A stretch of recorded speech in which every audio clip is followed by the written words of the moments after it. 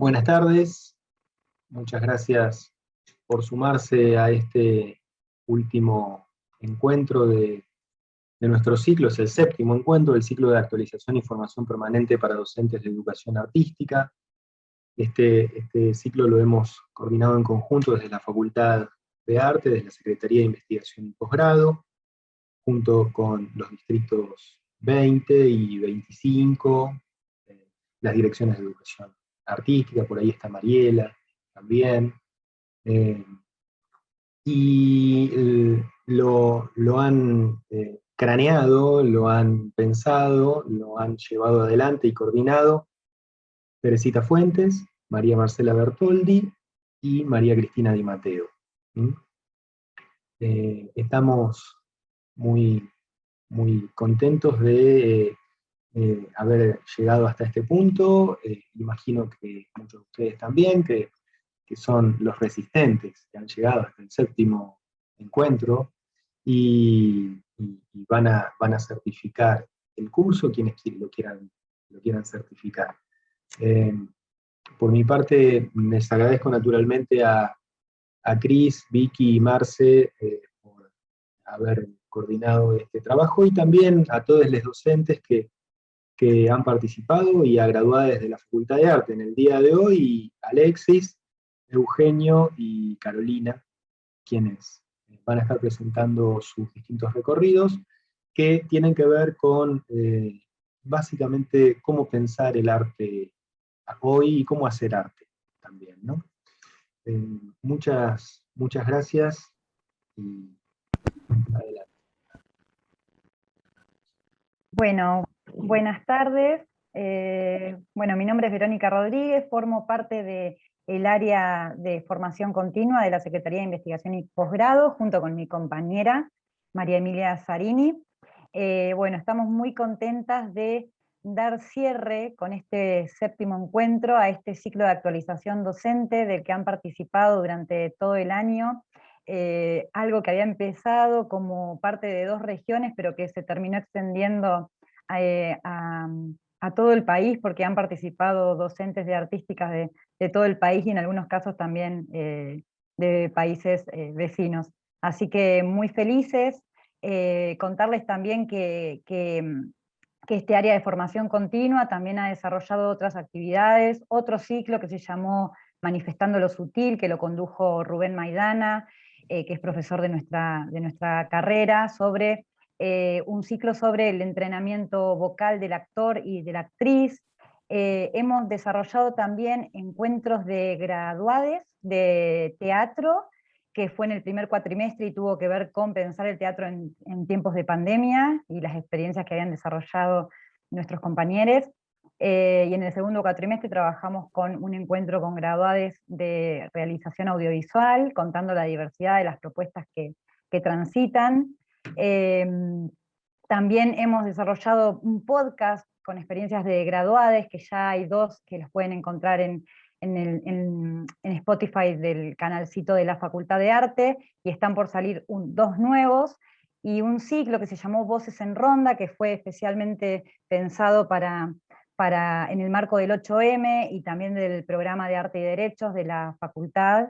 Bueno, que tuvo que ver con poder encontrarnos a escribir y pensar desde la óptica de las graduadas, y hace muy poquito salió un fanzine que está en el CEDAV de la Facultad de Arte, que tiene los escritos de las graduadas, que hay poesías, poemas, cuentos, microrrelatos, monólogos.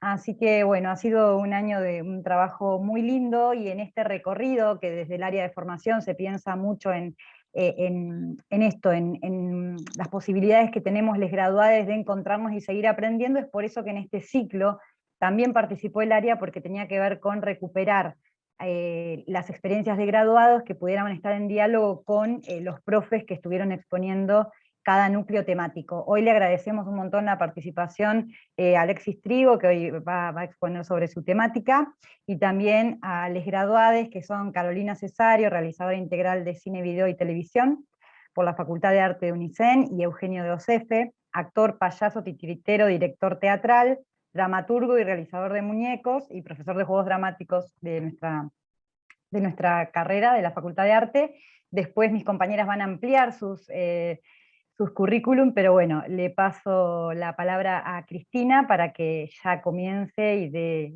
inicio a este último encuentro que esperamos que todos y todas lo disfruten como ha sido hasta aquí. Muchas gracias. Bueno, gracias Vero, buenas tardes. En esta oportunidad, como decía Verónica, recibimos a Alexis Trigo, que nos va a desarrollar la producción de proyectos artísticos, el trabajo colaborativo. Temática que después retomarán también Carolina y Eugenio. Alexis Trigo es diseñador de imagen y sonido por la UBA, máster en marketing, distribución y ventas cinematográficas por la SCAC de Barcelona, España, y maestrando en tecnología y estética de las artes electrónicas por la Universidad de 3 de Febrero.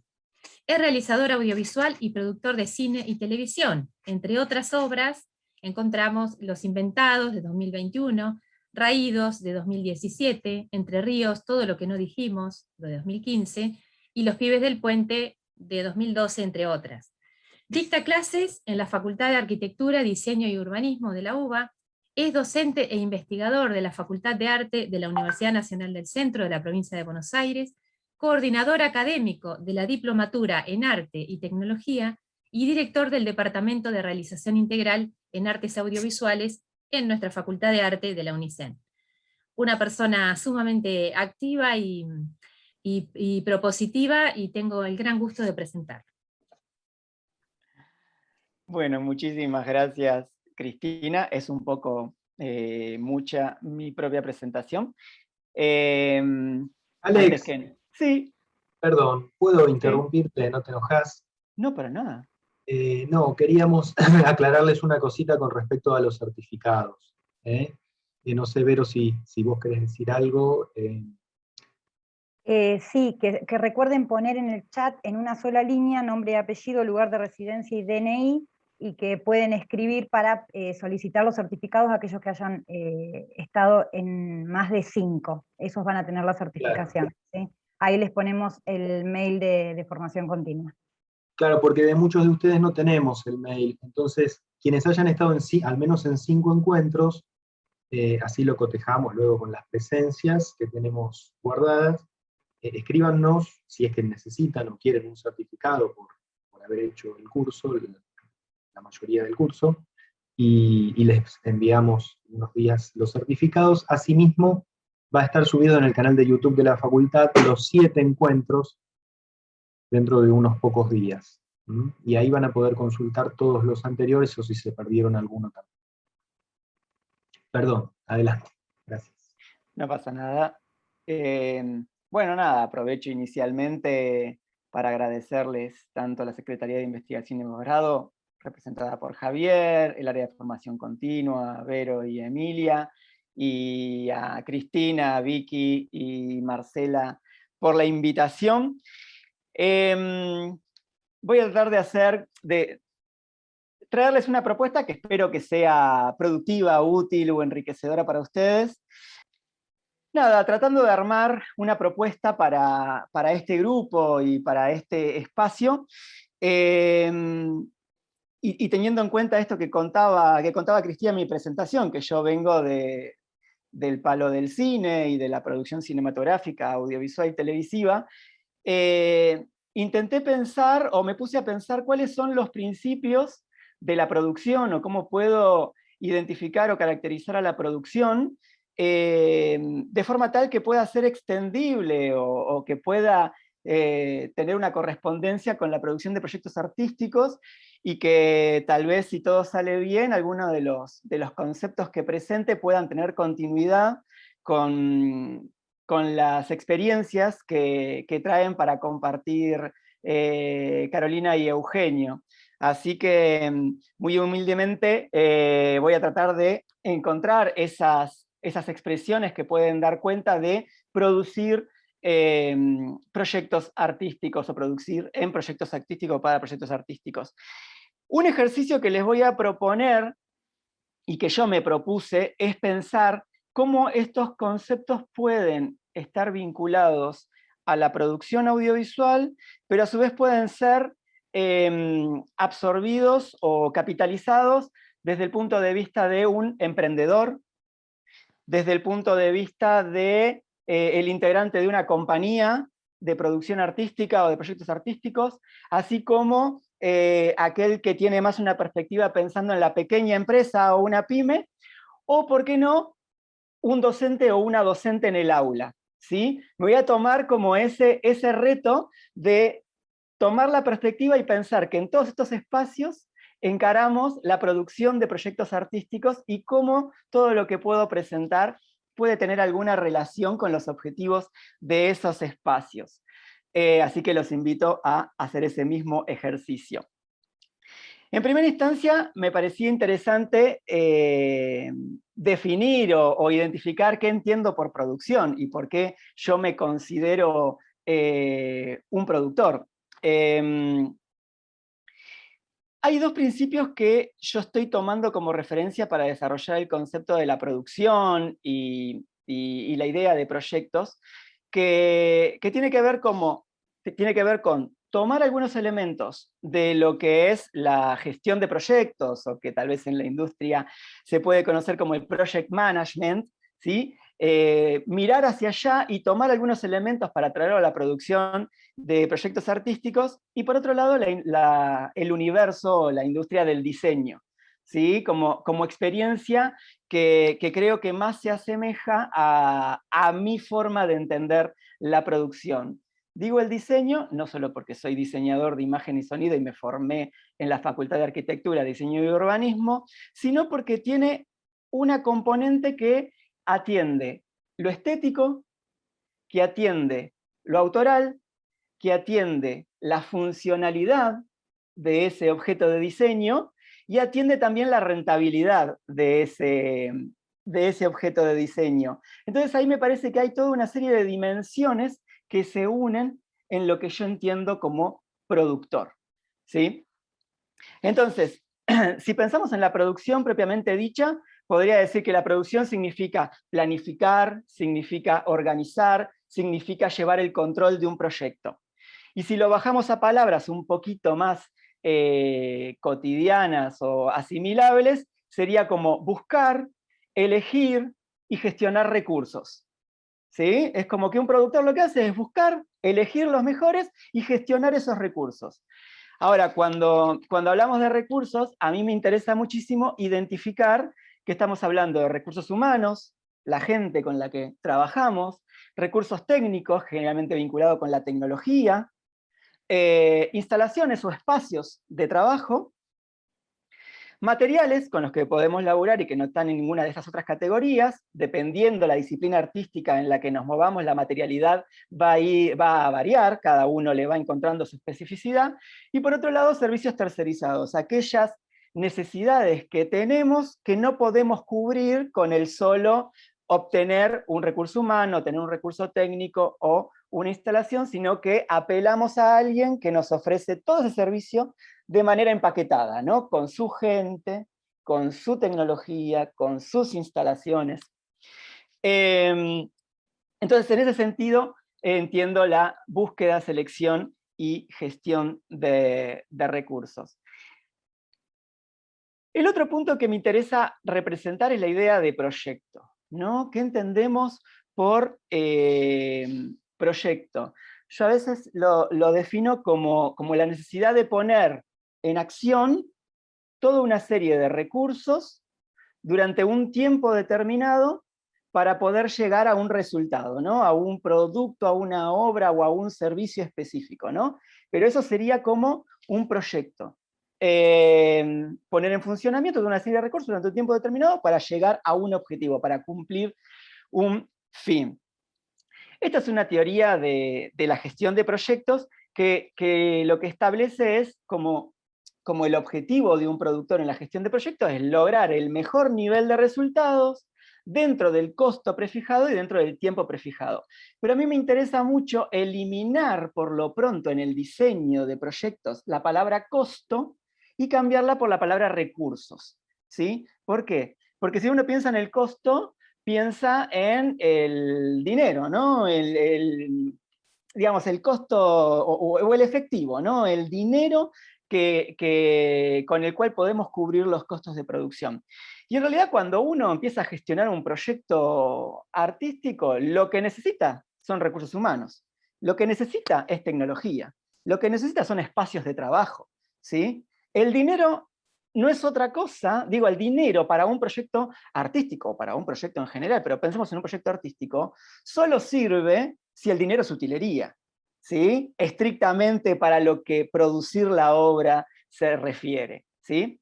Ahora, sí, el dinero es la vía más simple para poder acceder a ese recurso, ¿sí? Es la vía directa. Yo todos estos recursos puedo obtenerlos pagando su costo de mercado y contratándolos para nuestro proyecto. Pero yo podría enfrentar un proyecto artístico contemplando que en realidad lo que necesito es equipo de trabajo, lo que necesito es una cámara, lo que necesito es un tacho, lo que necesito es, no sé, movilidad. Entonces, para mí el costo se convierte en una vía para poder acceder a esos recursos. Otra cosa que me interesa marcar o que me interesa destacar es que en la gestión de proyectos artísticos hablamos justamente de proyectos. No estamos hablando de pensar una gestión de proyectos en lo que tiene que ver con la producción seriada, ¿no? Estamos pensando siempre un proyecto que tiene una fecha de inicio y una fecha de finalización. En el mejor de los casos, conocemos ambas fechas, ¿no? Y si no, tenemos que establecer o dimensionar o tomar el tiempo prudente para decir, bueno, vamos a definir cuál es la fecha de inicio del proyecto y la fecha de finalización del proyecto, ¿sí? En ese sentido, al no pensar en producciones serie, cada vez que estamos pensando en la gestión de proyectos artísticos, estamos pensando en el universo que se puede identificar como prototipos, ¿no? Siempre una obra dentro del ámbito artístico es un prototipo, porque no se va a replicar una y otra vez, salvo por, sí, las artes escénicas, pónganle que puede hacerse una y otra vez, pero siempre es única, siempre es prototípica, ¿sí? En la idea del cine para nosotros es muy evidente esta idea de que cuando nos ponemos a producir una obra, esa obra tiene un principio y un fin, y es un prototipo único. No es que vamos a tener la posibilidad de ir sofisticando ese mismo producto, sino que los aprendizajes de cada proceso artístico podrán mejorar el próximo proceso, el próximo proyecto, ¿sí? Entonces, es interesante incorporar ese concepto, ¿no? De la gestión de proyectos artísticos como la gestión de prototipos, y que ese prototipo no va a ser multiplicado una y otra vez. En este sentido, aparece como una dimensión donde se empiezan a conjugar. A ver, si amplío un poquito más estas variables, algo de esta teoría del triángulo que están viendo en pantalla en este momento, dice que si yo modifico una de las variables, indefectiblemente tengo que modificar la otra, ¿no? Es como una especie de control del proyecto, ¿no? Si de repente yo tenía mi proyecto dimensionado con una variable tiempo determinada, si se me modifica esa variable tiempo o se modifican los recursos con los que trabajo, indefectiblemente para poder resolver ese imprevisto, tengo que modificar otra de las variables, ¿sí? Pudiendo modificar como contraparte el tiempo, o en este caso, la calidad, el resultado final. Cuando hablamos de calidad, estamos hablando del objetivo final del producto, no si es bueno o malo, ¿no? Sino las características a las que apuntamos con el proyecto. Entonces tal vez se nos propone cambiar ese resultado final, ¿no? Ya no es lo que preveíamos que íbamos a lograr, sino que hay que cambiar ese objetivo final. Pero cuando hablamos de proyectos artísticos,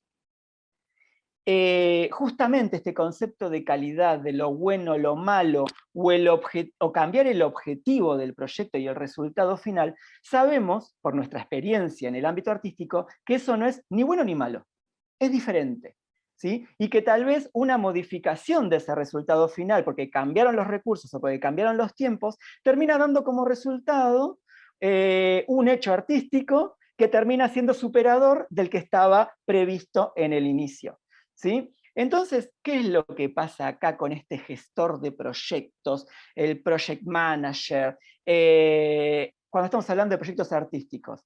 Sucede que empiezan a conjugarse la variable creativa y la variable de gestión de proyectos. La variable creativa con la variable económica, la variable creativa con la variable de planificación. Y ahí es donde pensamos en un productor, pero un productor ya denominado como productor creativo, ¿sí? Esta idea de productor creativo.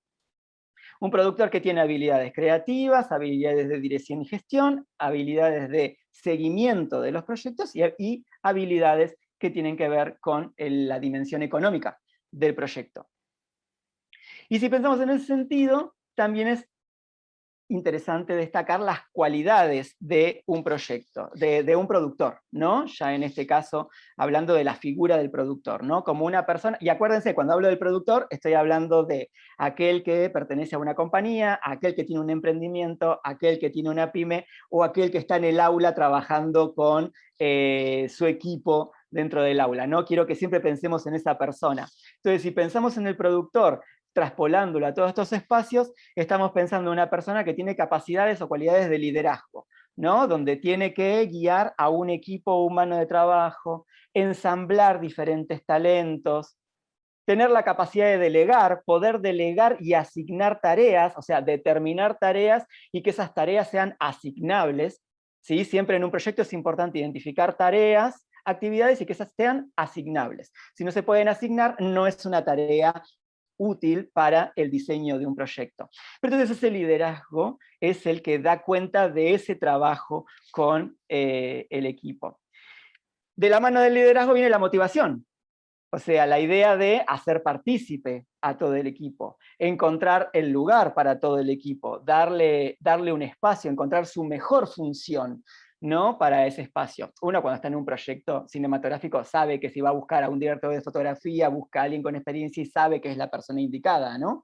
Pero si estamos en una compañía o en un grupo de laburo, tal vez vamos identificando, o en el aula, vamos identificando cuáles son las capacidades trascendentes, destacables o principales de cada una de esas personas que integran el equipo de trabajo. Ahí me parece súper interesante no caer en el dilema del árbol, ¿no? En el sentido de, no es una teoría muy compleja, es un pensamiento que tuve en estos días, ¿vieron cuando estamos en el espacio del aula o éramos alumnos donde cuando no había un lugar para nosotros nos mandaban a hacer de árbol, ¿sí? Entonces es como, bueno, tenemos primero el equipo de trabajo y después vemos qué tarea asignarle, ¿no? Una forma de salirse de eso es poder determinar cuáles son las tareas y después ir asignando a las personas a las tareas y no buscarle una tarea a las personas, ¿no? Eso es importante al momento de diseñar un equipo de trabajo.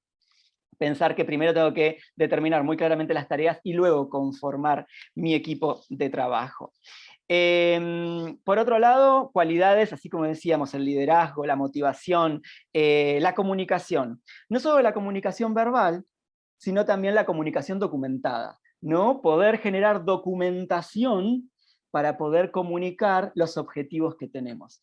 Objetivos de planificación, objetivos estéticos, objetivos creativos, objetivos económicos, pero siempre poder comunicarlo. Y si eso se baja a documentación, siempre es mejor, ¿no? En lo que nosotros estamos hablando acá del diseño y la creación de proyectos artísticos, pero bueno, mi interés desde que llegué a la Facultad de Arte particularmente, porque no es un dilema que haya desarrollado muy fuertemente en la Facultad de Arquitectura, Diseño y Urbanismo, es poder conjugar la creatividad con la planificación, la creatividad con la sistematización, la creatividad con la viabilidad. ¿Sí? Entonces esas son como mis búsquedas particulares y es en lo que trabajamos constantemente justamente con Carolina Cesario en la materia producción ejecutiva, que es la materia que damos en la carrera. Y por otro lado, cualidades de negociación que debe tener un productor en relación a administrar conflictos, ¿no? A poder encontrar un equilibrio entre los intereses de los diferentes integrantes del equipo y basarse en una autoridad, pero basada en el respeto y la confianza, ¿no? Como generar la autoridad como responsable que está, como persona que está al frente del equipo. En ese sentido, como ya les dije yo, y Cris nombró, yo produzco películas y estreno películas, pero me interesó traer como referencia un proyecto que hicimos durante la pandemia y que voy a citar, voy a tratar de no extenderme mucho para no robarle espacio a la experiencia de los chicos, de Caro y Eugenio, pero voy a tratar de ir articulando los últimos conceptos que tengo que trabajar con esta propuesta. Este es un proyecto que se llama Imprenta, que yo no lo produje, sino que lo produce, la idea y la producción general es de una compañía de teatro con la cual trabajo acá. Yo ahora estoy en San Martín, en General San Martín, que se llama Cabeza de Paroles. Es una compañía de teatro, pero bueno, está integrada por 3 personas que vienen del ámbito del teatro y una de la danza, o de las artes en movimiento, vamos a decirle. Durante la pandemia surgió la necesidad de desarrollar un proyecto, ahora después lo voy a retomar, pero en un contexto de un festival, en la idea de generar actividades para recuperar el teatro, cuando aún los teatros estaban cerrados, era una forma de recuperar el teatro para la comunidad. Entonces se hicieron una serie de intervenciones urbanas, ¿no? Se presentaban propuestas y hicieron una serie de intervenciones urbanas. Imprenta es justamente una intervención una intervención performática, una performance cinética, nosotros le vamos poniendo como diferentes denominaciones, pero que lo que buscamos fue intervenir una vidriera de una imprenta gráfica del barrio, y desde la vidriera de la imprenta desarrollar esta obra que tenía una duración, era un loop de 5 minutos durante 2 horas el día de la presentación. Me interesa traer este proyecto, y no es una película mía, primero porque es más al alcance de la mano de todos, y a su vez porque tiene este espíritu de interdisciplina que nos fue encontrando. Les voy a ir contando de a poquito con el avance de los ítems que me quedan pendientes, un poquito sobre este proyecto, y luego les comparto el link si quieren ver algo. Uno de los conceptos que a mí me interesa rescatar en este sentido es el concepto de diseño estratégico, ¿sí? El concepto de diseño estratégico como una forma de pensar, como un proceso de convergencia previo al diseño. ¿Convergencia de qué? Convergencia de las diferentes variables del proyecto, ¿sí? El proyecto tendrá una etapa de diseño, una etapa de producción o materialización, una etapa de comunicación y una etapa de distribución. ¿Qué plantea el diseño estratégico? Analizar todas estas variables de manera simultánea y previa a el diseño de la pieza. No me pongo a diseñar la obra sin antes pensar en todo el sistema, ¿sí? Es una propuesta, y es la propuesta que traigo yo en este momento. Sería algo así como gestionar un metaproyecto del proyecto. No me meto directamente en el proyecto, sino que trato de gestionarlo y dimensionarlo en su totalidad. Estos conceptos están sacados de un texto, ahora después lo voy a citar en la próxima placa, que es del Centro Metropolitano de Diseño, que se llama Entorno al Producto, y lo que proponen es como determinar todas estas variables, o diseñar todas estas variables, darle forma en base a una intención común, ¿sí? Una intención, como que tenemos una intención con el proyecto, entonces diseñamos, producimos, comunicamos y distribuimos siempre de acuerdo a esa intención. Y estas chicas, Becerra y Cervini, las autoras del texto, proponen detectar un deseo social, ¿sí? Ver en la comunidad, si estamos desde la perspectiva de una pyme será una, si estamos en el aula será otra perspectiva, si estamos en un emprendimiento o una compañía será otra la perspectiva, pero siempre tratar de detectar un deseo social, una búsqueda, una necesidad de la comunidad, del público, del destinatario, de a quien nos estamos dirigiendo, porque un proyecto artístico sí o sí siempre se completa con el público, se completa con el espectador, se completa con el observador. Entonces no podemos pensar un proyecto y suponer que va a tener una recepción de nuestro lector modelo si no pensamos en él inicialmente, o en ellas inicialmente. Entonces, en ese sentido, en Imprenta, justamente, ese deseo social que se presentaba tenía que ver con un contexto en el cual los teatros estaban cerrados, donde el teatro se había detenido, digamos, en su circuito, pero no se había detenido en su producción, en su generación y en su creación, y la idea era volver a sentir el teatro, que la comunidad pudiera volver a sentir el teatro. en las puertas de sus casas, en las calles o a través de las pantallas, ¿sí? Estos son como los principios que habían propuesto el Festival Pirologías, que es el motor, digamos, el contexto que hace que esta propuesta comience a diseñarse. Entonces, cuando pensamos en este diseño estratégico, la idea es ser coherente con esa intención y tratar de ser redundantes en cada una de las decisiones que tomamos. En el diseño, tener en cuenta esa intención o ese deseo social. En la producción, lo mismo. En la comunicación, lo mismo. En la distribución, lo mismo. No dejar que ninguna de estas variables sucedan accidentalmente, ¿sí? Que se den. No vamos a esperar que se den, sino que las vamos a prever antes de encarar cualquier tarea, cualquier actividad o cualquier proceso dentro del proyecto. La idea es que básicamente ni siquiera las analizamos linealmente, sino que vamos iterando entre ellas, ¿no? Entonces, una decisión que tomamos en la comunicación tal vez afecta al diseño. Una decisión que tomamos en el diseño afecta a la distribución. Una decisión que tomamos en la distribución afecta a la producción. Y así constantemente vamos evaluando todas las variables hasta que les vamos dando forma, ¿sí? Hasta que las vamos rediseñando y vamos llegando a su versión definitiva. Para esto, justamente Becerra y Servini diseñan esta herramienta, que se llama el modelo INDI. Para mí esta herramienta es fundamental para mi pensamiento de la producción. Si bien ellas hablan del mundo del diseño y hasta en el centro de esta gráfica ponen una tacita ILI, para mí es súper interesante por lo siguiente. Primero presentan 4 escenarios, ¿sí? Uno de la materialidad vinculado al diseño, otro de la transformación vinculado a la materialización o a la producción según las palabras que yo usaba antes, otro vinculado a la comunicación y otro vinculado al consumo, que yo identifiqué específicamente con la distribución. Pero ¿qué es lo que más me interesa de esta propuesta? Y de acá surge la idea de diseño estratégico, que fíjense que organiza todas las variables no de manera lineal, sino en un círculo, ¿sí? Donde hay una conexión entre todas las variables y a su vez no hay un punto de ingreso.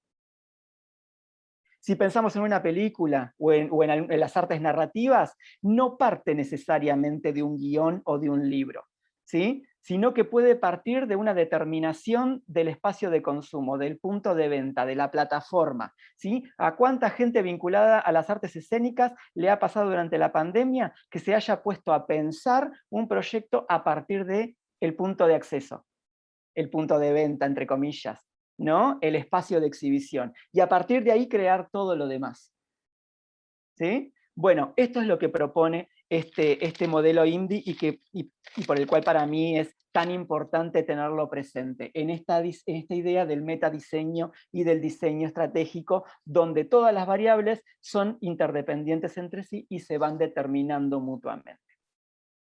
En ese sentido, y para ir como ya redondeando y retomando ese modelo INDI en esta propuesta que les traje como referencia, pensando en el escenario material, este escenario que tiene que ver con el escenario del diseño, de reconocer ese deseo social y ese contexto, es donde esta convocatoria que les contaba antes del Festival Pirologías, por ejemplo, es uno de los puntos de partida que le empieza a dar forma, las condiciones, ¿no? Como las obstrucciones de ese festival, específicamente pensado para la pandemia, y las obstrucciones de la pandemia iban dando forma a la propuesta.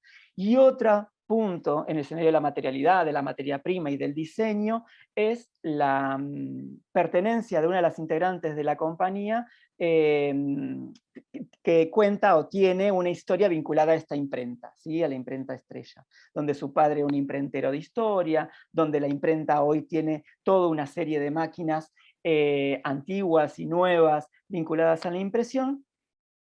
Entonces, a partir de ahí se empezó a generar un registro de los sonidos de las imprentas, ¿sí? Para poder trabajar sobre el mundo sonoro de la imprenta, el mundo rítmico de la imprenta, cómo las máquinas se vinculan con los cuerpos, y la historia del trabajo de la imprenta en sí, ¿sí? Entonces, a partir de ahí empieza a aparecer toda esta materialidad que da forma al proyecto o al diseño del proyecto. En relación al escenario de la transformación y la puesta en escena, para mí es importante destacar en este caso los procesos por los cuales pasó este proyecto. Como les decía recién, partimos de reconocer el espacio de puesta, ¿sí? Haber decidido que se ponga la obra en esta imprenta, tomar los sonidos de la imprenta, los sonidos propios de esa imprenta, con eso generar un registro sonoro, una banda de sonido para ese loop de 5 minutos. A partir de ahí se empieza a trabajar sobre la construcción performática con los cuerpos y a través del cuerpo de los performers. Y luego construir esta puesta vinculada a una situación de vidrieras opuestas, ¿sí? Es un mismo local donde tiene 2 vidrieras que se comunican entre sí. Y a partir de ahí se empezó a trabajar en toda esta puesta. En un puente entre el escenario de la transformación y el escenario de la comunicación, hicimos un registro documental, digamos, de la performance. Un registro, que eso sí lo hice yo particularmente, con una camarita, algo muy simple, decir, bueno, vamos a registrar la performance para tener material para su comunicación, ¿sí?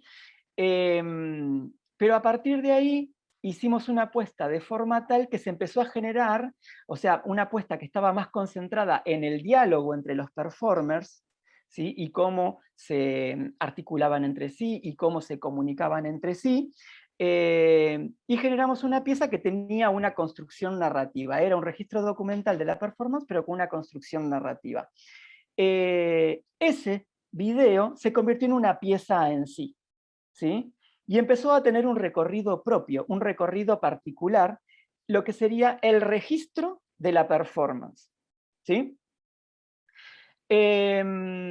En ese sentido, bueno, hicimos esa pieza audiovisual que supuestamente estaba destinada a las redes, particularmente a redes como Vimeo, YouTube o Facebook, pero se convirtió en una pieza en sí. A partir de ahí, en el escenario de la comunicación, lo que podemos destacar o ponderar es la idea de la generación de un sistema de identidad. ¿Sí? Cuando pensamos en el escenario de la comunicación es empezar a generar una identidad. Acá la idea de imprenta multiplicada por 3 fue algo que se fue capitalizando, ¿sí? Esta idea de letradura casi vinculada al estilo soviético, pero se fue tomando forma hasta llegar a esta idea de imprenta, imprenta, imprenta, ¿sí? Donde las mayúsculas, la letra dura y sólida y la repetición del nombre fue generando una identidad al proyecto. El escenario de la comunicación tiene que ver con la publicidad, tiene que ver con dar a conocer, o lo que a veces más importante es el relato que se crea alrededor del proyecto, ¿sí? Hay un relato que se crea y se comunica alrededor del proyecto, y eso es la comunicación. Es como una metahistoria de la historia, una metahistoria del proyecto, ¿sí? El storytelling, a veces le decimos en algunos contextos narrativos. Y por último, en relación al escenario del consumo, esa pieza, además de pensar la obra vinculada a un espacio de intervención en la vía pública, esa obra audiovisual que se generó como consecuencia del registro de la performance, generó un contenido audiovisual para las redes sociales, pero sobre todo se generó un contenido que empezó a ser convocado o a tener participaciones en festivales vinculados al video experimental, a las artes performáticas y las artes mediales, a festivales digitales, digamos, festivales online, y tuvo además ese recorrido, ¿no? Pensando en el espacio del consumo como los puntos de acceso, los puntos de venta, los puntos en el cual el público se encuentra con la obra, ¿sí? En fin, en todo eso, la idea es que todas esas variables se van diseñando de manera convergente en este contexto de diseño estratégico. Y recuperando, para cerrar, esta idea de pensar la producción de proyectos artísticos como pequeñas empresas, como emprendimientos, como compañías o como el grupo del aula, entender que estas dimensiones de proyectos artísticos a las que estoy haciendo referencia generan espacios donde la realización integral y donde ese mismo grupo se enfrenta y aborda integralmente a todas estas variables, genera como un espacio de aprendizaje, digamos, o un espacio informal de intercambio del conocimiento, ¿no? Una dimensión pequeña del grupo donde hay diferentes, ¿cómo es que se llama? Donde confluyen los oficios, ahí está, donde confluyen esos diferentes perfiles, van generando un espacio informal de conocimiento, sea cualquiera de todos los espacios de los que estaba hablando. Las dimensiones pequeñas de estos espacios y experimentales de estos espacios también permite acceder a lo que se conoce como la resolución empírica de los problemas. Prueba y error, prueba y error. ¿Sí? Los riesgos son diferentes, las dimensiones del proyecto son diferentes, y la idea de la prueba y error o la resolución empírica de problemas también es una de las posibilidades, digamos, de estos espacios de producción. Y por otro lado, esta idea de aprendizaje intrínseco, donde todos aprenden entre sí, ¿sí? Cada uno aprende del otro, y eso depende de la confianza que hayamos generado, según lo que decíamos antes, en el núcleo interno del equipo. Y por otro lado, destacar esta idea de que estos espacios también deben ser considerados o pensados como organismos dinámicos, que si estamos pensando que los proyectos se adaptan al deseo social, ese deseo social o las necesidades de una comunidad va cambiando, entonces estos organismos o estos espacios tienen que ser dinámicos para poder adaptarse a esos cambios sociales, ¿sí? A esos cambios de las necesidades de la comunidad. Y eso para mí es otra de las características de la producción en proyectos artísticos generalmente concebidos en este tipo de espacios. Y por último, la localía, ¿no? La pertenencia con la identidad y la localía, los nexos con el resto de las instituciones locales y cómo conocer las necesidades de nuestra comunidad, de nuestro espacio, de nuestro ambiente, nos permite pensar soluciones específicamente adaptadas a nuestros espacios. Y eso genera innovación, y esa innovación genera una correspondencia con esa identidad local. Creo que estas son las características que tienen estos espacios de producción de proyectos artísticos.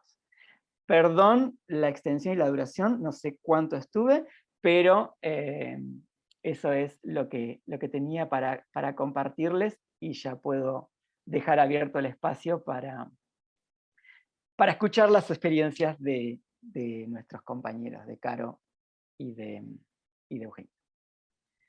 Bueno, muchas gracias, Alexis, muy interesante todo el planteo, y gracias también por compartir la experiencia de imprenta.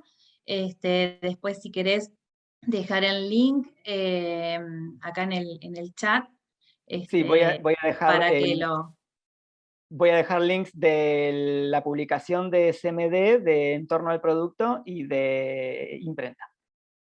Bárbaro, muchísimas gracias. Bueno, pasamos ahora a compartir el trabajo de Carolina Cesario. Carolina Cesario es realizadora integral de cine, video y televisión por la Facultad de Arte de la UNICEN. Se desempeña como docente en las cátedras Dirección de Actores, Realización 2 y Producción Ejecutiva. Es coordinadora académica de la Facultad de Arte. En el campo audiovisual trabajó como segunda asistente de dirección en la serie Terapia Alternativa y en los largometrajes Opciones Reales y Los Inventados.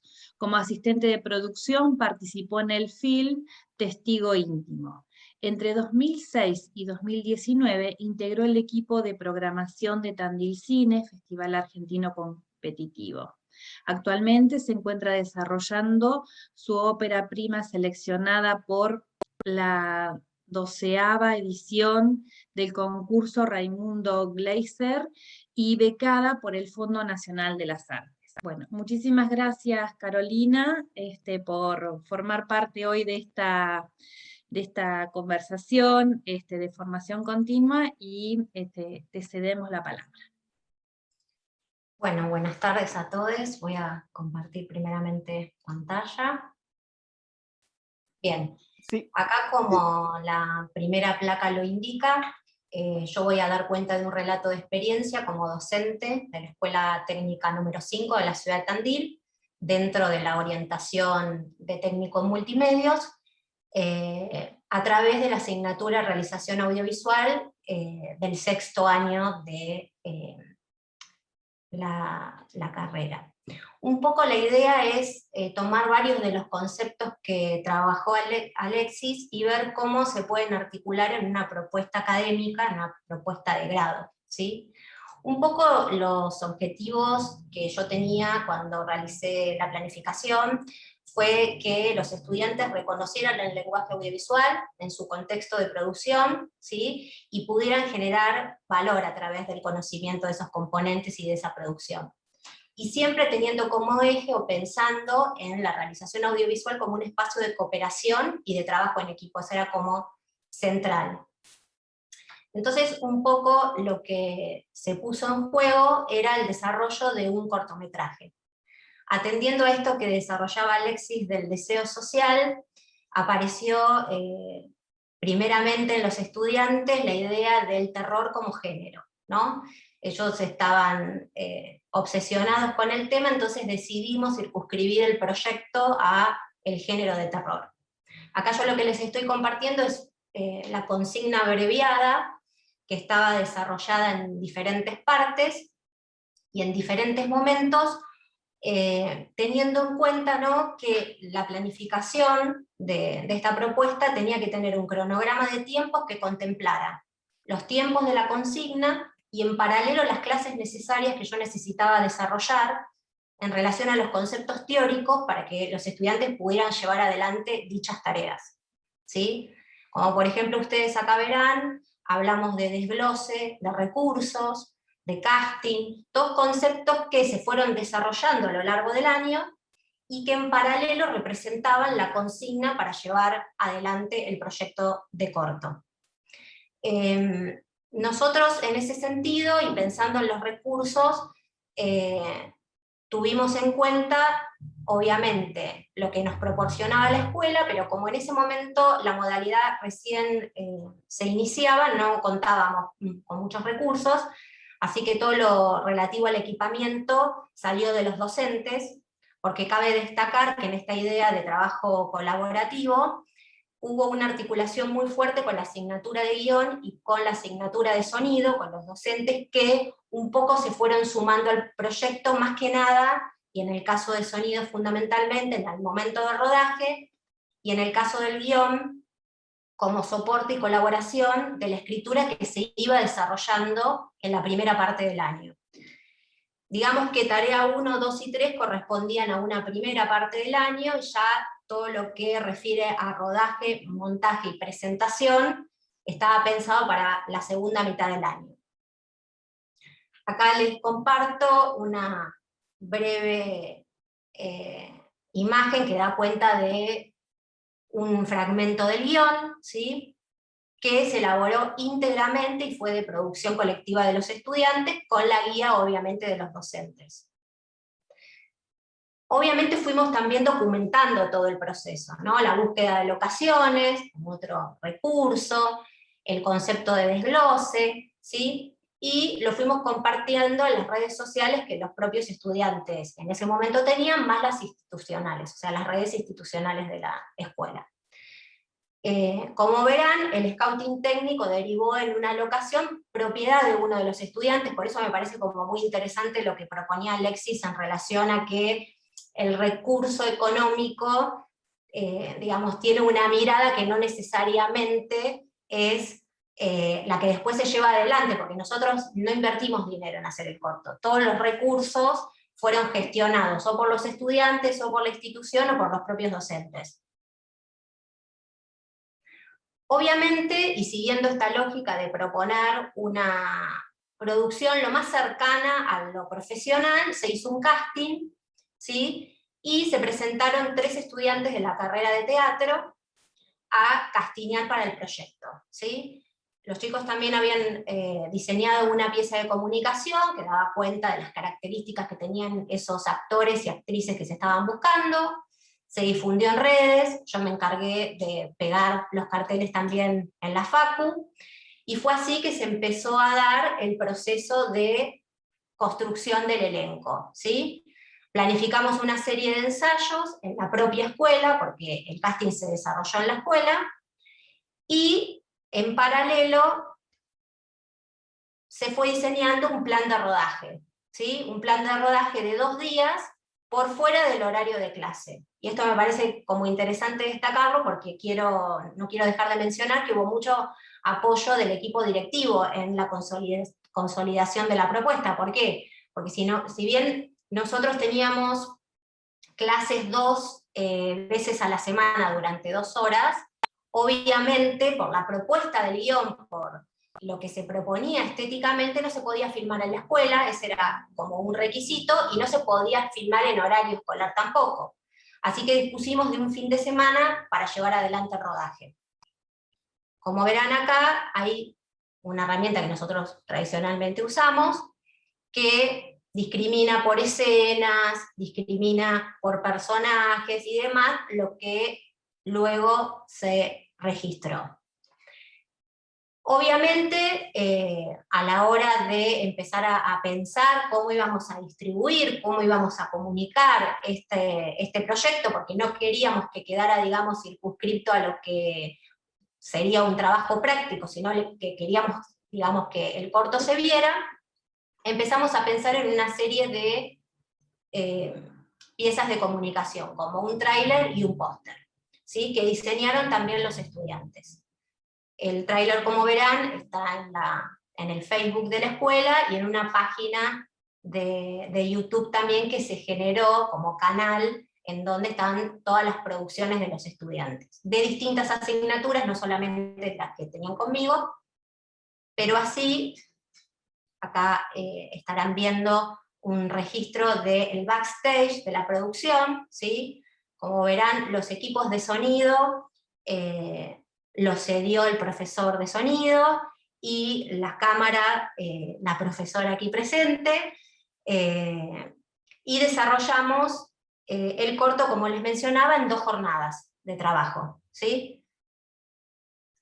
Como les decía anteriormente, el cortometraje está alojado en un sitio de YouTube, donde van a encontrar, el que se quiera acercar, ahí está el link abajo, distintas producciones, que van desde los backstage de los cortos institucionales, videos más pequeños y demás. Y, digamos, el correlato, como para ir cerrando, de este material, fue una coproducción con Abra TV y con la escuela, en donde, en el marco de las prácticas profesionalizantes, que yo en ese momento también dictaba, no solo en la asignatura de realización audiovisual, se pensó en cómo alojar todo un diseño de materiales de terror, que de alguna manera el corto instinto, que es este que estoy relatando, abrió para el resto de los años.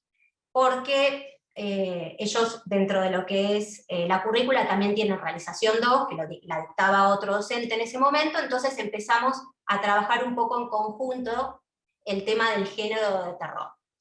Como al momento de las prácticas profesionalizantes contábamos con aproximadamente 6 piezas de terror, decidimos proponerle a la productora armar una serie web de la escuela que aunara estas producciones. Y para ello se desarrolló otro proyecto, que era un proyecto de serie web que, por un lado, ya contenía los cortos, pero que necesitaba la presentación del ciclo, los títulos de apertura y de cierre, y una entrevista en piso de los realizadores. Para eso volvimos a contar con el docente de sonido, que nos hizo de actor y presentador, se diseñó toda una puesta escenográfica, y se estructuró la presentación, el corto y finalmente la entrevista con la realizadora o el realizador, a modo de serie web, que, como verán, está alojada en la página de Abra, que es la productora de contenidos de la UNICEF.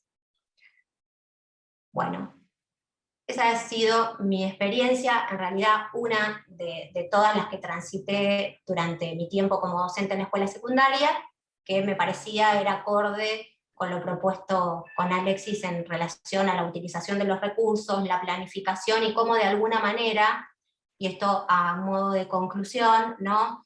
El desafío un poco de la propuesta fue siempre mantener el interés de los estudiantes, ¿sí? O sea, frente al entusiasmo, digamos, inicial de la propuesta, yo noté un decaimiento paulatino y progresivo de los estudiantes, fundamentalmente porque los procesos de ejecución de esta planificación son muy extensos en el tiempo, y por ahí los chicos no están acostumbrados a esperar un año para obtener, digamos, ese objetivo final, que en este caso era el corto, ¿no? Así que un poco el desafío, más allá de lo propuesto, fue que siempre se sintieran motivados a continuar en el proceso. Eso es todo. Bueno, muchísimas gracias, Caro. Como siempre dejamos preguntas y comentarios para el final. Ahora nos vamos a encontrar con la palabra de Eugenio de Osefe. Es actor, payaso, titiritero, director teatral, dramaturgo, realizador de muñecos. Es graduado de la Facultad de Arte de la UNICEN, también se ha formado en teatro de animación, entre otros con Natalia Belova, Teresita Iacobelli, Ana Alvarado, Sergio Mercurio. Ha recibido premios importantes en la región, pero también a nivel nacional e internacional. Es un incansable viajero, con su compañía Lupa, compañía de muñecos, ha recorrido en más de 2 oportunidades, en 3, Latinoamérica, llevando su teatro. Ha participado en numerosas producciones como actor, como director, como productor. La verdad que la mejor manera de presentarlo creo que es a través de lo que él hace, posiblemente por el público que nos acompaña, algunos y algunas de ustedes han visto su trabajo. Así que bueno, te dejo a vos, Eugenio. Gracias por estar. Hola, bueno, buenas tardes. Gracias por la presentación, por la oportunidad de compartir con ustedes. En realidad no tengo ninguna pantalla para compartir, simplemente voy a compartir bueno, un poco de la experiencia de Lupa, que es la compañía que empecé a formar en el 2014. Tiene que ver un poco con responder a ciertas inquietudes que venía teniendo. En realidad hago teatro desde muy chico, ¿no? A los 8 años me encontré con el teatro por primera vez y desde ese momento no paré de hacerlo en ningún momento.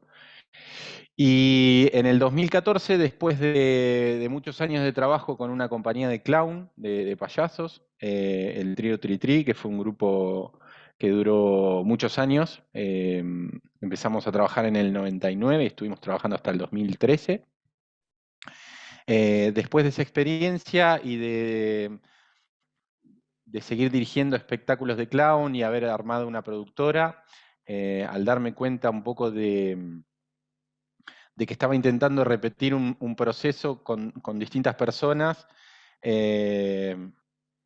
y hacerme cargo de eso y de no querer por ahí buscar algo que ya había logrado o tratar de repetir eso, sino que por ahí, más que por una búsqueda, era como por un miedo a lo desconocido.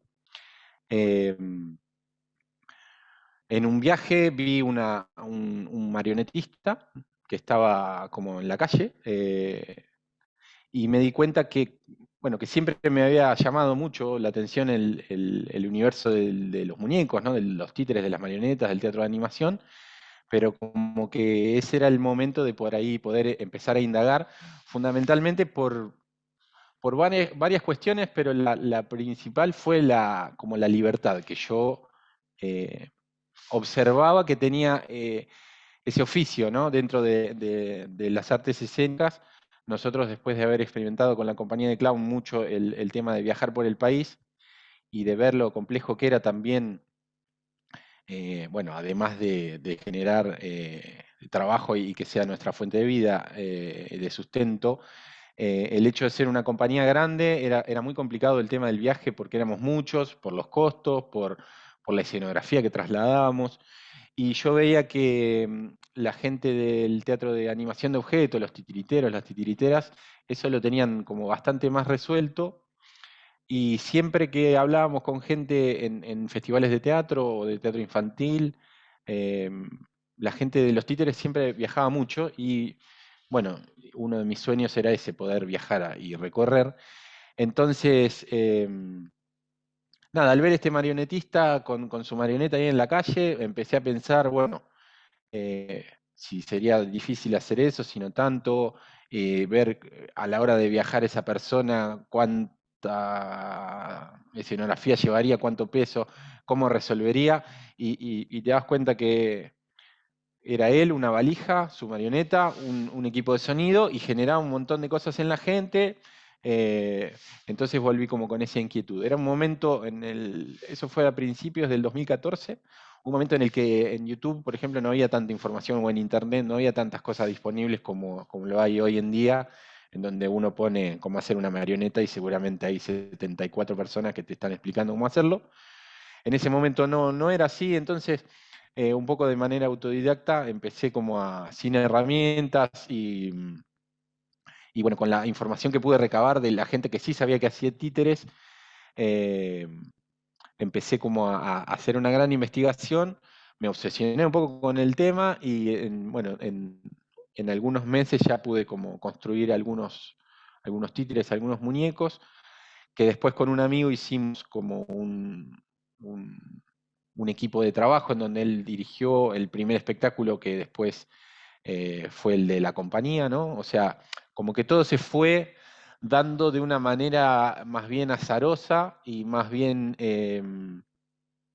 como natural. Por eso, digo, a la hora de poder analizarlo puedo decir ciertas cosas, pero también me doy cuenta que no sé si tengo un método, sino que es que voy siguiendo ciertas cuestiones o intuitivas o que ya me han dado la experiencia de haberlo experimentado en otro momento de la vida. O sea, este grupo que yo les cuento fue para mí como una gran escuela. Con ese grupo, además de empezar a pensar en el teatro como una forma de vida real, ¿no? De decir, bueno, queremos ganar tanta plata por mes porque tenemos ciertas necesidades, digo, yo soy padre también, entonces en ese sentido como que hizo que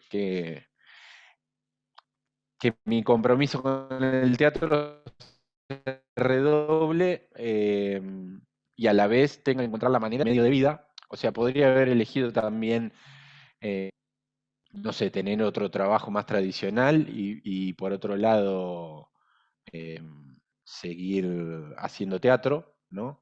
Pero la apuesta fue esa, ¿no? Tratar de encontrar una manera en la cual poder vivir del teatro y vivir para el teatro.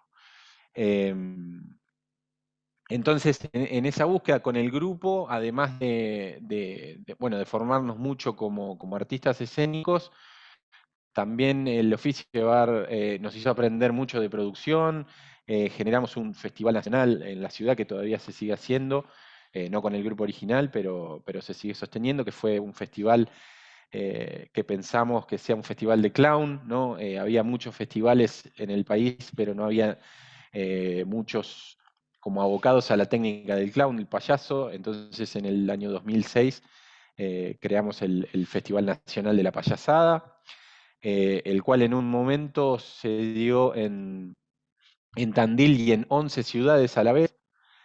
Fue como un despliegue de producción gigante y que partió de un grupo de amigos que tenía su grupo de teatro. Y bueno, toda esa experiencia a mí, digo, cuando el grupo se disolvió, cada uno se queda con esos conocimientos y yo, digamos, si bien no tenía tanta idea del teatro de animación de objetos, sí sabía cómo producir, cómo vender un espectáculo, dónde puede llegar a funcionar o ciertas cosas que a uno le fue dando el oficio.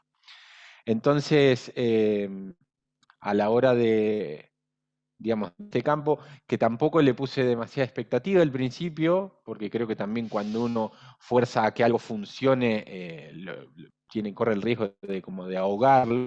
Al principio surgió como eso, como la inquietud de construir, después de hacer un espectáculo, y ese espectáculo, y también a la hora de concebirlo, yo tenía la idea de que pueda ser un espectáculo que pueda ser visto por cualquier persona del mundo, hable español o no, y que pueda llegar a entender algo y que a conmoverlo o a que algo le pase, ¿no? Digamos, calculando o soñando, pero sin haber experimentado, no sé, una gira por el exterior o digamos, siempre con esos sueños, pero todavía no se plasmaban en la realidad. Entonces, en el 2014, a mitad del 2014, estrenamos ese espectáculo. O sea, de no saber nada de hacer títeres a principio de año, ya a mitad de año estábamos estrenando un espectáculo, ¿no? de marionetas, de teatro de animación, combinando distintas técnicas. Ese mismo año, a fin de año, el espectáculo recibe varios premios, premios nacionales, ¿no? Que para eso fue, o sea, para mí fue como muy, no sé, muy sorprendente. O sea, la verdad, digo eso, si vamos a la cronología, en febrero yo estaba viendo ese titiritero y en diciembre de ese mismo año yo estaba ganando premios nacionales de títeres. Entonces, digo, a partir de ese momento empezaron a pasar una serie de cosas que fueron como muy mágicas, que a la vez les puedo como encontrar cierta explicación y otras cosas que no. Y en el año 2015 me llega por varias vías, digamos, el anuncio de un laboratorio de marionetas de tamaño humano que iba a dar una maestra rusa que se llama Natasha Belova, que obviamente recomiendo mucho su trabajo. Ella se especializó en la creación de títeres de tamaño humano y el laboratorio era 2 meses de duración en Santiago de Chile. Para mí era como nuevo eso, viajar 2 meses a otro país a formarme. Fue como un gran esfuerzo a todo nivel, pero bueno, lo pude lograr. Y a partir de ese momento también como que cambiaron muchísimo las cosas, porque yo, digamos, tenía como mi vida segura en un punto, ¿no? Esto de sabía el trabajo que yo tenía por mes, yo tenía trabajos fijos, siempre dando clases o dentro del teatro, ¿no? Tenía mi grupo de teatro, tenía las clases, también trabajaba en una ONG, pero como que salí de la zona de comodidad o de lo ya conocido para pasar a esta formación, y eso hizo que yo conociera un montón de gente de distintos lugares del mundo con las mismas inquietudes, por ahí compartiendo algunas problemáticas, otras no, pero teniendo otras problemáticas distintas. Y a partir de esa experiencia, en Chile, como que vieron mi trabajo y me invitan a trabajar allá en una temporada, en un espectáculo en el Teatro Municipal de Santiago, que para que se den una idea es como el Teatro Colón de Chile, digamos, en un espectáculo de títeres y marionetas con la Orquesta de Santiago, un espectáculo como a gran escala, lo cual para mí era increíble, pero me hacía tener que elegir el renunciar a la vida segura y bueno, apostarle a lo que hoy es esta compañía, ¿no? Tuve que dejar esos trabajos fijos, porque yo sabía que la temporada terminaba y después, en los trabajos que me habían esperado para la formación, 2 meses me podían esperar, pero no 6, ¿no? Entonces, bueno, eso hizo que como que apueste a defenderme, digamos, con lo que yo ya tenía, que era este espectáculo, y a empezar a compartir las experiencias que había recogido en el camino en cuanto al clown, ¿no? Y al teatro de animación, porque también una de las cosas que empecé a hacer fue como combinar las cosas que yo ya tenía con las cosas nuevas y empezar a indagar en ese cruce de técnicas y también generar un espacio de formación, también compartiendo esta búsqueda y tratando de, además de compartir lo que yo ya había recogido en el camino, investigar, ¿no? Una cosa fue llevando a la otra y el espectáculo empezó a tener un recorrido internacional. En el 2016 fue la primera gira en donde estuvimos, digo yo, y mis muñecos, porque en este espectáculo viajo yo solo. Bueno, ahora el espectáculo se reestrenó y ya no podría hacerlo solo, pero en ese momento sí. Hicimos una gira por Ecuador, por Colombia, por Cuba y por México. Que todas fueron como de manera fortuita o de gente que vio mi trabajo en un festival y que lo recomendó y como que se empezó a armar una cadena. Y ya para el año 2017 postulé a unos fondos que había antes en el Instituto Nacional de Teatro de Circulación Internacional. Entonces esta experiencia de haber viajado en el 2016 hizo que ya para el 2017 yo tuviera un montón de contactos y de amigos en donde poder enviar mi trabajo o que me pudieran enviar cartas de invitaciones para festivales. Y en ese año, entonces, desde enero hasta diciembre de ese año, hice una gira de aproximadamente más de 60 funciones, en donde fuimos 3 veces a Chile, 2 veces a México, fui a Cuba, fui a Ecuador, a Colombia, a Perú, a Guatemala, a Brasil y a El Salvador también, y varias veces, ¿no? Como digamos, 2 años antes, es como un poco mirando esto de que para febrero no tenía idea de mucho del títere y ya a mitad de año estaba estrenando un espectáculo. Para el 2015 no había viajado nunca en avión y para el 2017 ya eran más de 70 vuelos. Entonces como que todo empezó a pasar de manera a una velocidad muy frenética, muy mágica también.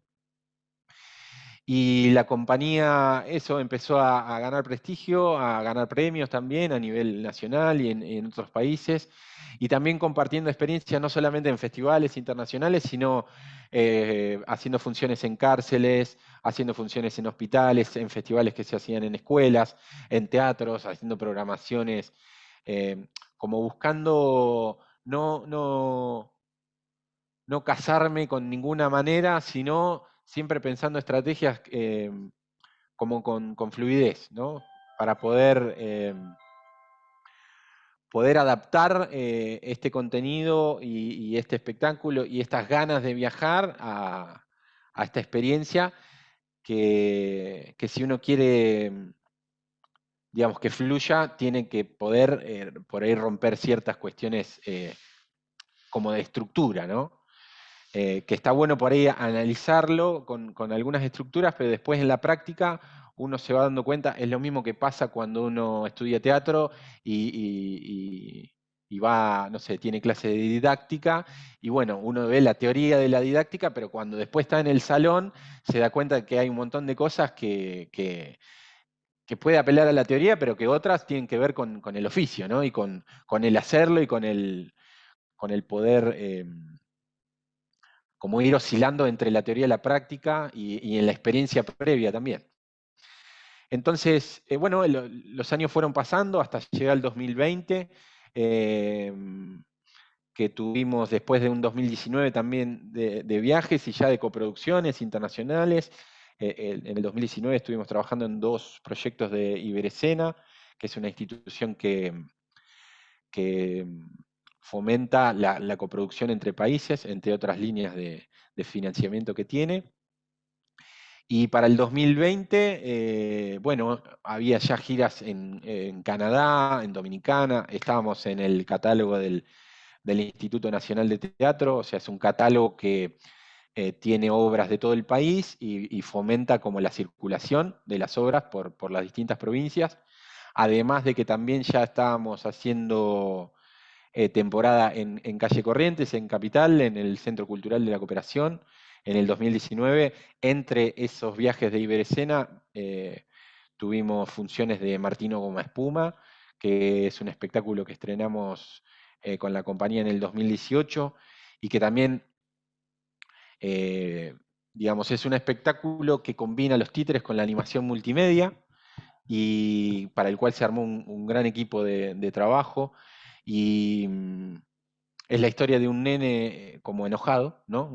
Que toca como la bronca, el odio, como ciertas emociones que por ahí en el teatro infantil se las niega, se las corre o no se las trata, ¿no? Como que generalmente es todo luz, color, ritmo, alegría, y ciertas emociones que son también muy humanas, a veces están corridas, entonces el espectáculo un poco se metió con eso, ¿no? Con la historia de un nene lleno de bronca y de odio, y al espectáculo le fue muy bien, ganó muchísimos premios también a nivel nacional, y eso lo llevó también a poder estar en cartel en el Centro Cultural de la Cooperación. También digo, en el 2020, o sea, el año pasado íbamos a estar con nuestra segunda temporada, pero bueno, pasaron las cosas que todos sabemos, entonces eso llevó como a hacer unos virajes ahí, a ver cómo uno podía encontrarle la vuelta, y fundamentalmente, más allá de la cuestión como del camino artístico, de la subsistencia, ¿no? Digo, de pasar de tener una programación internacional en un montón de países a saber que eso no se iba a poder hacer y a no saber cuándo eso iba a volver o va a volver, porque de hecho está también todo muy, muy parado, no se sabe todavía cómo van a continuar esos circuitos.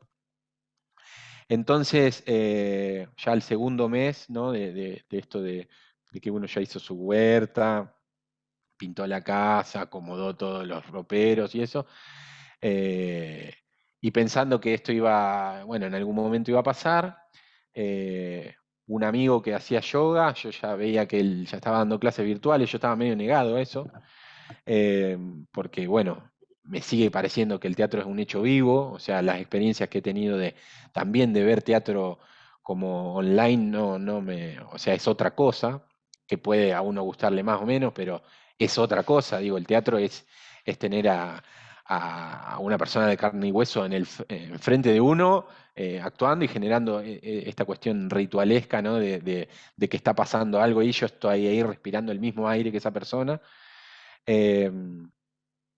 Entonces, bueno, digamos, una de las salidas fue el adaptar una de las patas de la compañía, que es la de la pedagogía, la de la docencia, porque en todos estos festivales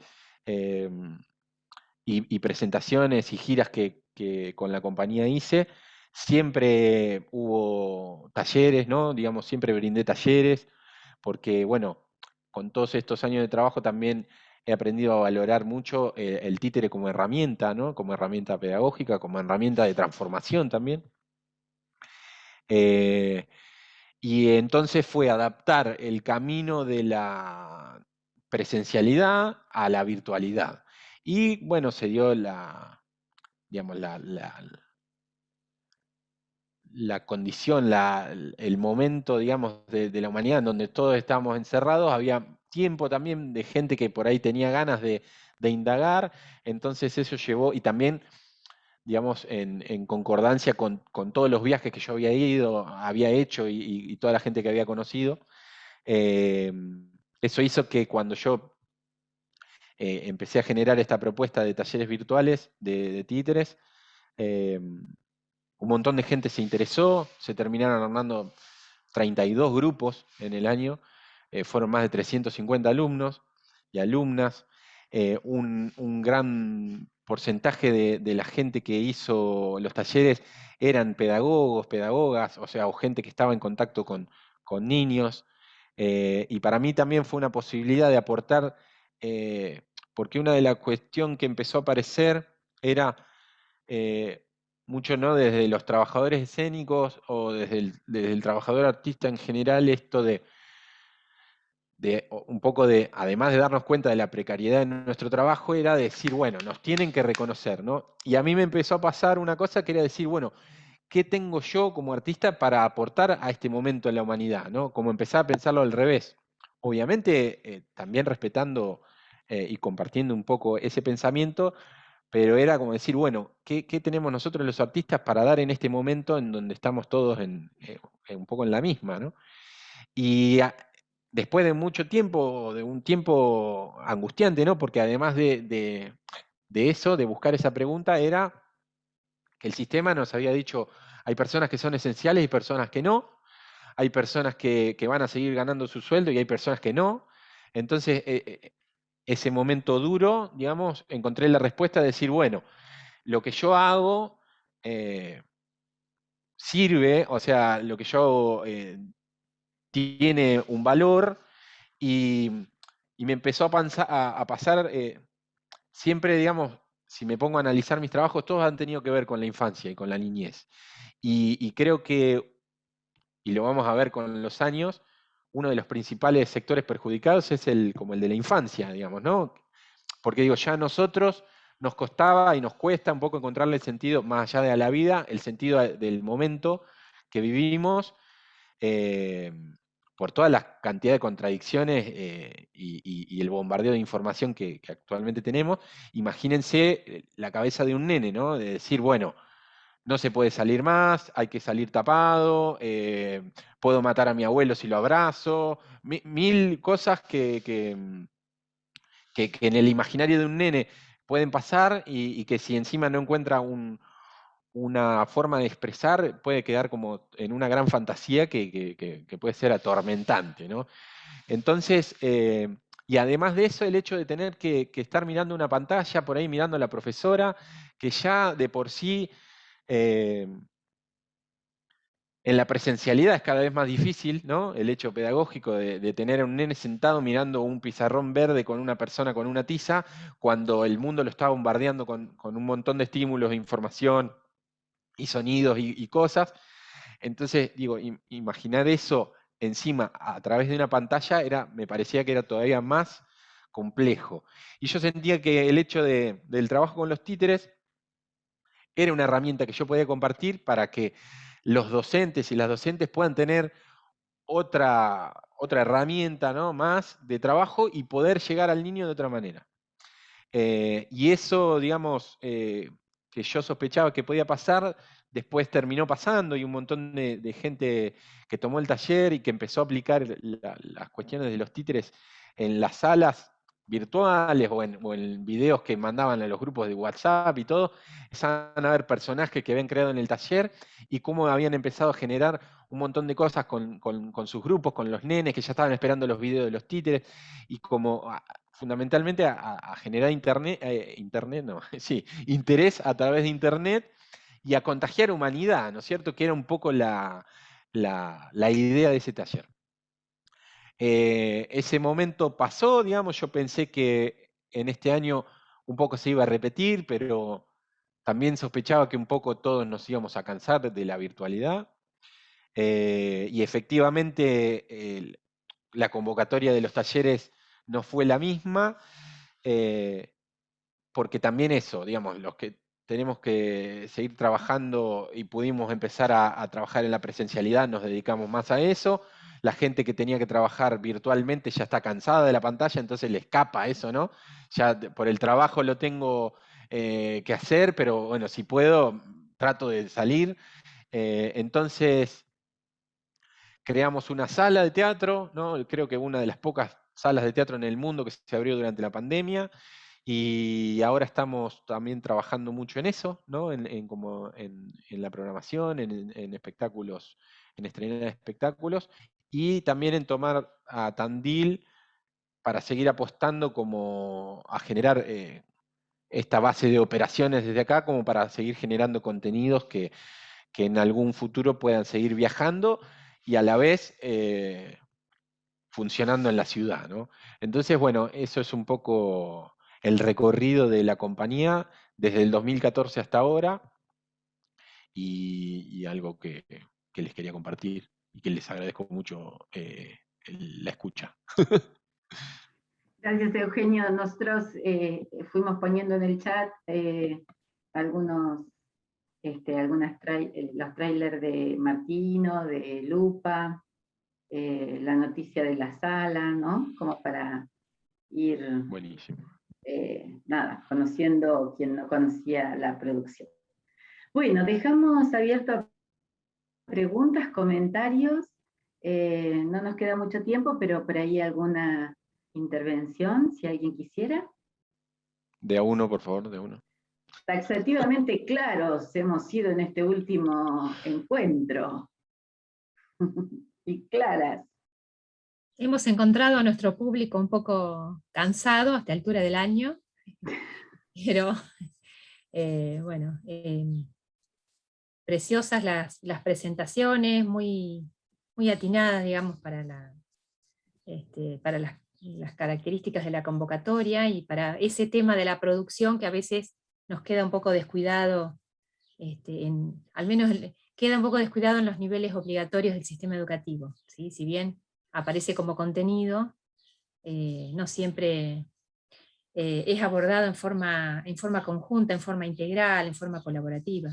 Esa fue también un poco la intención para contribuir en este desarrollo.